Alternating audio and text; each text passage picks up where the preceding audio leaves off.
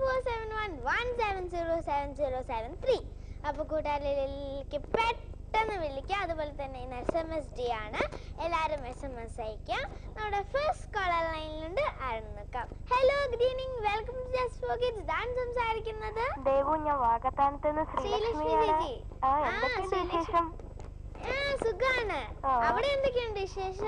സുഖാണ്. സുഖാണ്. ശ്രുതികുട്ടി സുഖമായിട്ടിരിക്കുന്നു? ശ്രുതി സുഖമായിട്ടിരിക്കുന്നു. ശ്രുതികുട്ടി ഇപ്പൊ അടുത്തുണ്ടോ? ശ്രുതി എന്റെ അമ്മയുടെ വീട്ടിൽ പോയേക്കോ. എവിടെയാ? അമ്മയുടെ വീട്ടിൽ. ചേച്ചിയുടെ അമ്മയുടെ വീട്ടിൽ. എവിടെയാ വീട്?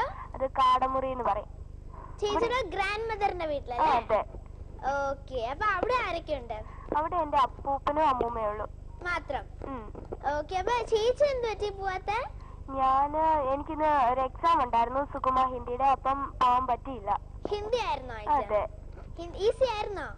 ഈസി ആയിരുന്നു. ഇന്നേ സ്റ്റാർട്ട് ചെയ്തോ ചേച്ചി? എന്തോ? ആനുവൽ എക്സാം ഇന്നേ സ്റ്റാർട്ട് ചെയ്തോ? ഇല്ല, അതല്ല, ഇത് വേറെ ഒരു എക്സാമാ.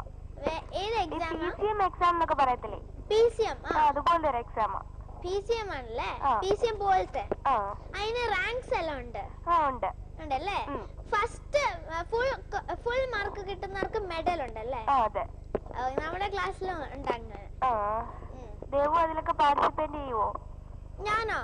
ഞാൻ എഴുതി, പക്ഷെ എനിക്ക് കിട്ടിയില്ല. ഇല്ലല്ലേ? എന്നാലും ഞാൻ തേർഡ് ആണ്. മെഡൽ കിട്ടിയില്ല, സർട്ടിഫിക്കറ്റ്.